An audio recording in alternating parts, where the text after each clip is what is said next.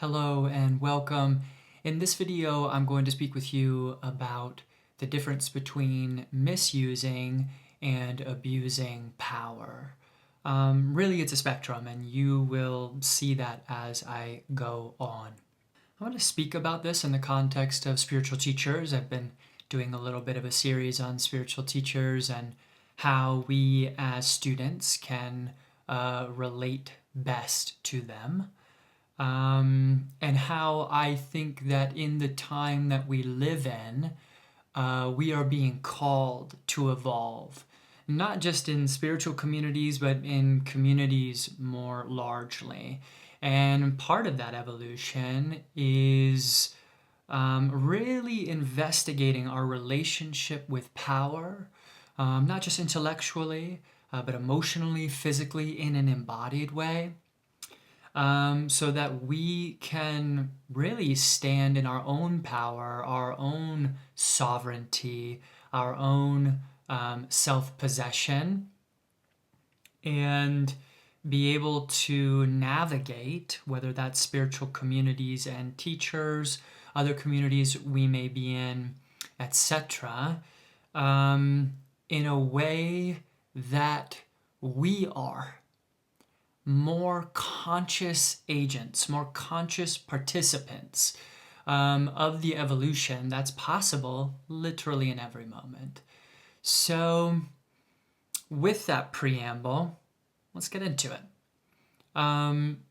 Misusing power.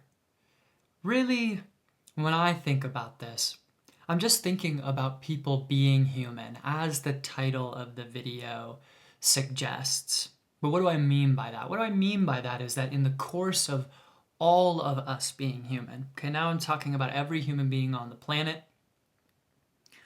we inevitably enact unconscious material. Okay, we inevitably enact unconscious material. That's just what it means to be on our growing edge. Our growing edge. So a good example of this, I've been talking about me and my ex-partner. That's the thing that comes to mind. I found out towards the end of the relationship that I had emotionally controlling, manipulative, and abusive behaviors. And you might be thinking like, wow, that sounds wild. And you didn't know that? And I'll go, yeah, I didn't know that. They were dissociated. They were unconscious. And that was me being human. I wasn't meaning to consciously harm my partner in any way. I loved them deeply. I still love them deeply in a different way.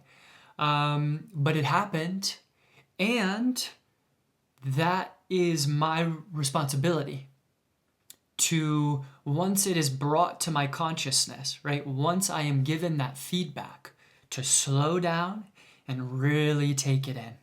Really take it in.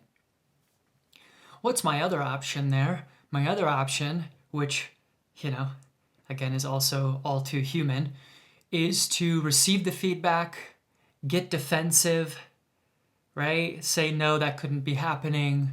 Or to kind of like listen for a moment, but it gets a little too painful. So I'm leaning in, but then I lean back out. And I just go on enacting those same unconscious dynamics, right? We're very used to that as human beings, watching people do that at every level, whether that be in our families, whether that be in our workplaces, whether that be in the governments of the countries that we live in, and so on. So I gave you an example of what it means to be human, or what it means for unconscious dynamics to play out. And so in the context of a spiritual teacher, Lord, I could give you so many examples because I've been a part of multiple spiritual communities. Let me give you one. I had a teacher who had just a slightly bad habit of talking about other students, right? He would do it anonymously, so he wasn't speaking about the students by name, But he'd go, I've been dealing with some students who are doing X, Y, and Z. And he would be kind of rebuking it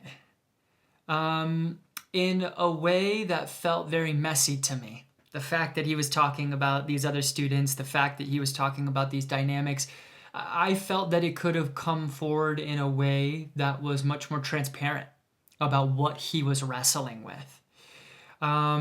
Instead of kind of putting it all on the students, which probably often happens with teachers or people in positions of power, right? He's really projecting the issue out on the students. Not to say that the students aren't bringing their issues forward and projecting something onto him. All to say that there's probably something mutual going on there.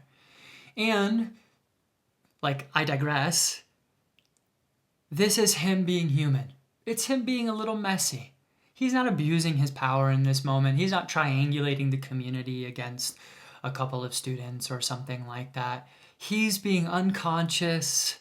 I brought this feedback to him at one point. Apparently some other people did as well. And he was able to take it on board to some degree. But all to say, this is him, what I would say, misusing power. And let's talk about this a little further.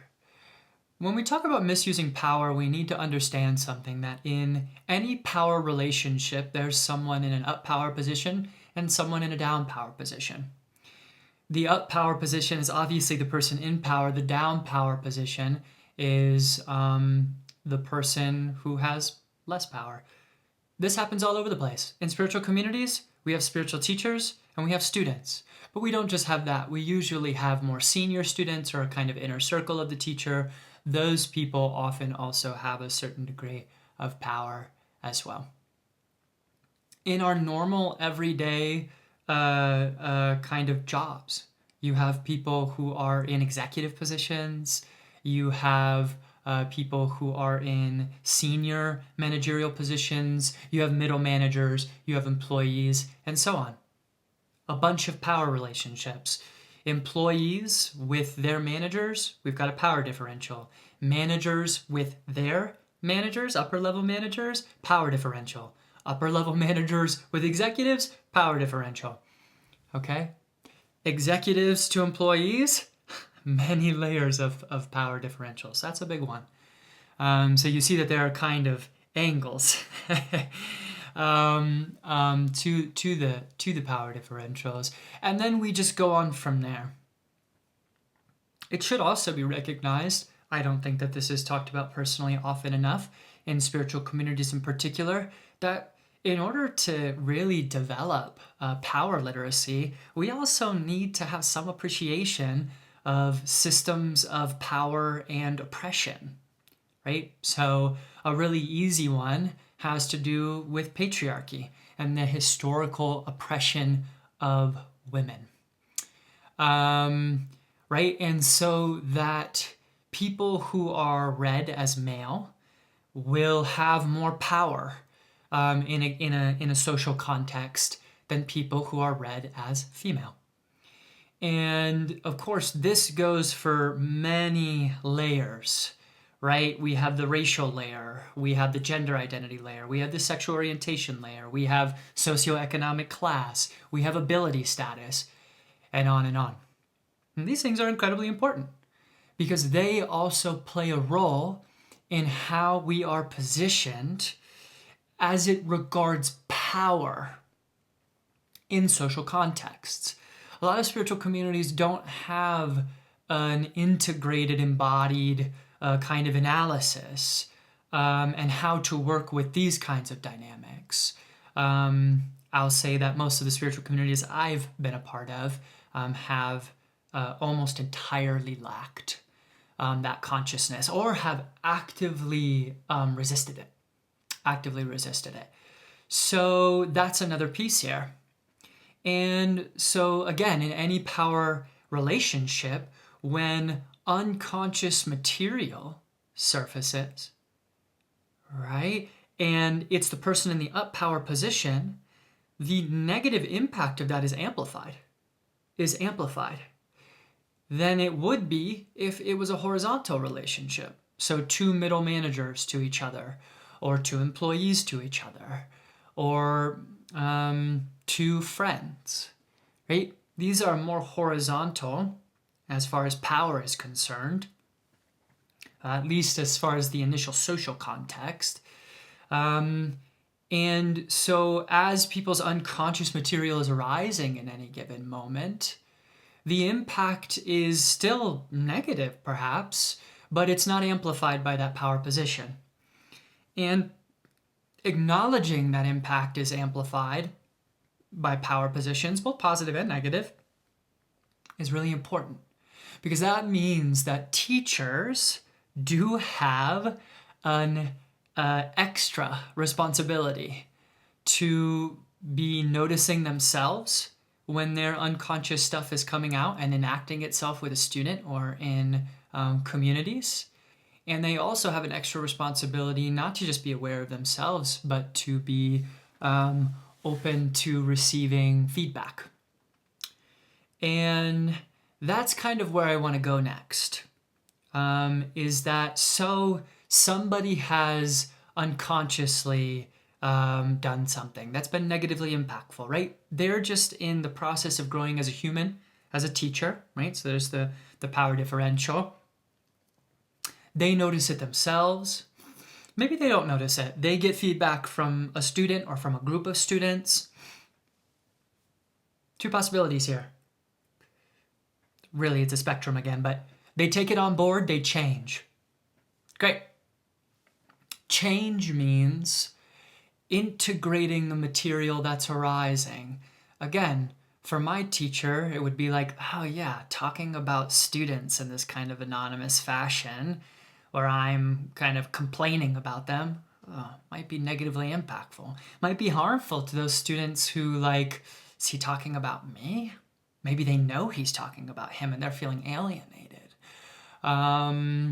Right? And not knowing whether it's them, but maybe half suspecting that it's them, it's hard to bring that to other students as well, right? Because then we're encountering potential conflicts in loyalty. And, there's so much more to say about that. But for him, it's like, okay, yeah, maybe I shouldn't do that. And what inside of me, I'm talking as this teacher right now, what inside of me is coming up that I'm feeling this need to complain about these students openly, right? Do I have a kind of intention behind it? Maybe I'm trying to publicly rebuke a kind of behavior that I'm managing in the community more generally. There's probably a more open and transparent way to do that. Am I feeling overwhelmed? Am I triggered by these students in some way that I'm actually not seeing? And so then it's coming out in this way that I'm complaining about them anonymously but publicly to my community. Okay, so there you go. You can see how that brings the teacher deeper into their own evolutionary and healing process. We're all growing, no problem. There needs to be room for this in our spiritual communities for teachers and for students. And so as students, we can make that room for our teachers. We're not expecting them to be perfect. We are expecting them to take on feedback. Now, what's the other example? The teacher gets feedback and resists it. That's human. But they resist it and then they kind of put it back on the student, right? A little spiritual one-upmanship, a little psychological one-upmanship, a little gaslighting. The fact that you're bringing this to me tells me that you're projecting something of your own material onto me. Like, I need you to go take a look at that. What's interesting is that that's totally appropriate for a teacher to do in some contexts. But in this one where someone's trying to give you feedback, it's not. And it's actually where a teacher is using their position of power to gaslight someone and put them back on themselves, right? Instead of taking on the feedback and really engaging in actually a little bit more of a lateral and, adult to adult Yeah, human to human kind of co-processing. You'll hear me talk more about this in later videos. Where the teacher goes, okay, I recognize that we've got a teacher-student thing here going on, but you're giving me feedback. Let me kind of come as a human right now, a human being who makes mistakes, right? Has their own stuff that they're processing, own stressors that they're dealing with in their lives. What are you saying to me? Can I really take this on? And as the student as well, like I need to, like, can I hold my student role, but can I also be an adult, right? Can I also be a human to human? Understand that my teacher is a human, that they make mistakes, and be willing to kind of meet them there. Notice how that doesn't totally even out the power differential, but it evens it out just a bit, just a bit. Now, this would require a whole culture, right? That would need to be set up by the teacher, the students, etc. But let's go on here, okay? The teacher puts the thing back on the student or the students, and what do? They continue to unconsciously enact the same dynamics that are having the negative impact. I want you to notice something here. We've shifted. We've shifted from someone being human to actually what I would call a middle zone. It's a kind of being human doing harm. Being human doing harm. Because I'm going to get to the far end of doing harm and you're going to see that it's different than right here. But this person had the opportunity to take on feedback. Someone or some people came to them who had the courage to speak up a power dynamic and engage their teacher in that way, right? That challenges the relationship potentially. Takes courage for people to come forward and do that. And they not only, didn't recognize that, they put it back on the student in some way.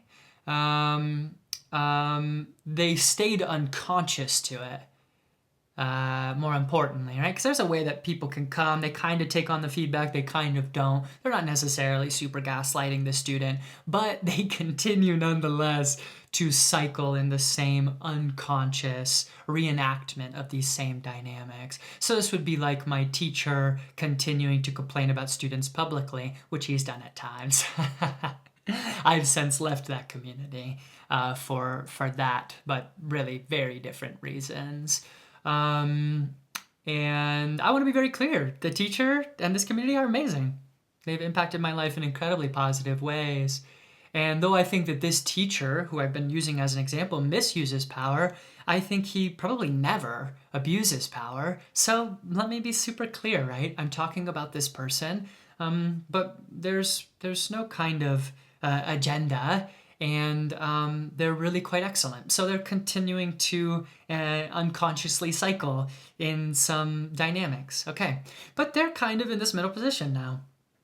The example that I'm using is super low risk, is kind of publicly complaining about students compared to other things that could be happening. But he falls in this middle category now, doesn't he? This being human doing harm. And what do I mean by that? What I mean by that is that you've had an opportunity to receive the feedback, but you're continuing to unconsciously reenact the same dynamics. You're not actually slowing down to do the integration work and to clean up how you're showing up as a spiritual teacher in the community space, right? Which also shifts the culture when you do that. There you go. That's that middle ground. Being human doing harm. Okay, we've shifted. You've had an opportunity to address these dynamics. You've not taken that, and now you're continuing to enact them. These dynamics are likely still quite unconscious. This isn't someone consciously meaning to put it to someone or negatively impact someone. It's just someone more or less continuing to be human, right? But they've gotten the checks and balances. They've had the opportunity to take a moment, slow down, and investigate, and they haven't. They haven't. As evidenced by the fact that they're continuing to enact that dynamic. There you go. Okay. Being human doing harm. Doing harm. Okay, let's get over to the far end. Being harm uh, being harmful can be unconscious, right? And so let's acknowledge that for a moment. When teachers are sleeping with their students, yikes, that can happen quite unconsciously. It's happening consciously to some degree, right? From both ends. But it's usually deeply unconscious. Really deep traumas, unmet needs, power dynamics, and so I mean it's like, okay, there's a lot there. There's a lot there. So there's this unconscious level of kind of doing harm. But then there's a conscious level of doing harm. And this is something that happens way more than we probably want to talk about. It's hard. It's hard to really think about human beings being conscious or kind of semi-conscious of the ways that they're perpetrating, right? That they're predating, that they're doing harm. A quick note on this briefly before I talk about it a little further and wrap the video. Cartman's drama triangle deserves its own video. Victim, rescuer, perpetrator.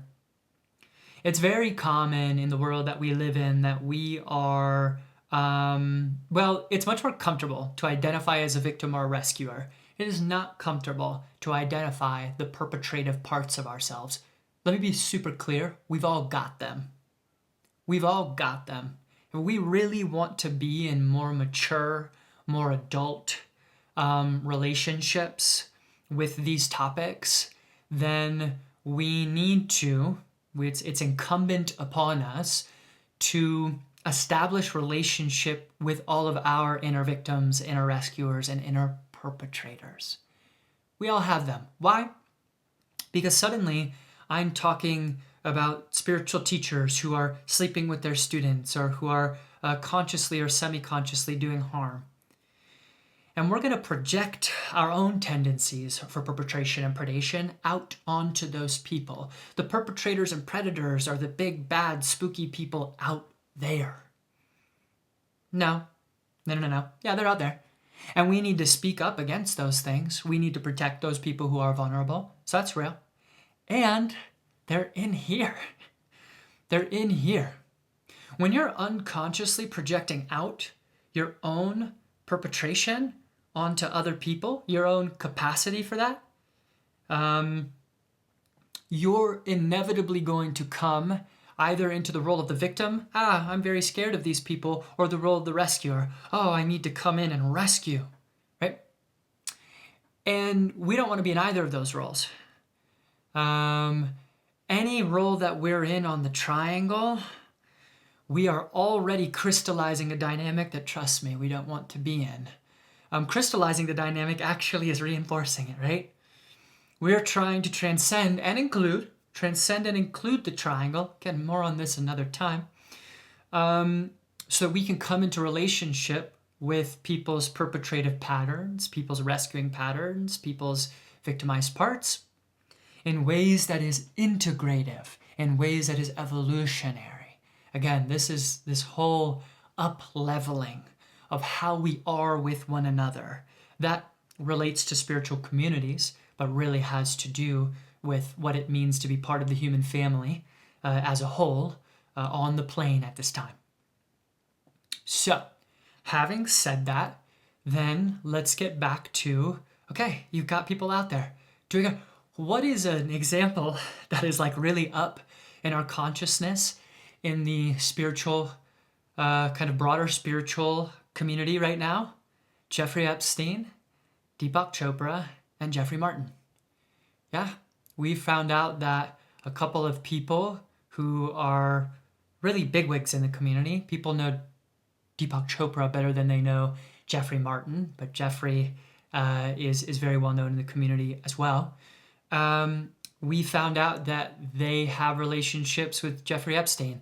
They didn't just have relationships. The emails that Deepak Chopra and Jeffrey Martin exchanged with Epstein were quite explicit, that they were either involved or wanting to be involved in having sex with these young women. That's conscious harm. That is conscious perpetration. That is conscious predation. Let's be incredibly clear. about what's happening there. And when that's happening, as students, as community members, we need to call people to task. Really, all along this spectrum, we need to call people to task. We need to give them feedback. We need to expect accountability and responsibility, not because people are big bad wolves and they're wrong and they need to change. No, because we need to evolve. We need to evolve. And part of evolving is being able to recognize when all of us are bringing our mess into the space, being able to identify that, being able to bring it back in, being able to process it, co-process it, and evolve together. This is just part of all of the latent karma, samskaras, trauma, right? That exists in our individual, ancestral, and collective fields. That is really asking us at this time to up-level our capacities for both trauma integration, but also embodied, grounded evolution. Again, more on all of this another time. So you see a wide spectrum. You see a wide spectrum. We have people unconsciously being human. Now they've had an opportunity to see that through feedback or what have you. They haven't quite taken it on. So now they're kind of semi-consciously, let's say, being human, doing harm. We're kind of in a middle zone. And then we go all the way over where people are consciously, semi-consciously enacting perpetrative and predative tendencies and are really harming other people. All along this spectrum, people are being impacted, right? And again, power relationships amplify impact. But the kind of impact, the level of impact, the harm being done is very different from one side to the other. And how we're asked to show up as students, as humans, as adults with each of these situations varies. Situations varies. So there you go. There's a kind of little primer on the difference between being human and doing harm, and then the kind of spectrum that those exist on. Those are really just two sides of the spectrum, and then we go all along it. And it's good to be able to notice the gradations, because when we're trying to interact with this more maturely, and we're trying to really be in touch with what is the healing and evolutionary movement here, it moves from just like being human doing harm. You know, these are very rigid categories to a spectrum that we are trying to not only be able to identify intellectually and have language for so that we can communicate with one another about it, right? That creates a culture, an awareness, but we're also wanting to develop an energetic sensitivity to these patterns as they present themselves in the space. It is the language, but then the energetic sensitivity that allows us begin to work with things in more finely tuned ways and allows us to kind of transform, right? Heal, transform, and evolve together. Okay? So if you enjoyed this video, please give it a thumbs up if you're interested in more content like this. Consider subscribing to my channel. And if you're interested in learning more about me and my services as a psycho-spiritual counselor, you can find my website linked in the description below. I provide free 30-minute consultations. All right, y'all. Thank you so much for listening. You take good care, and I look forward to seeing you next time.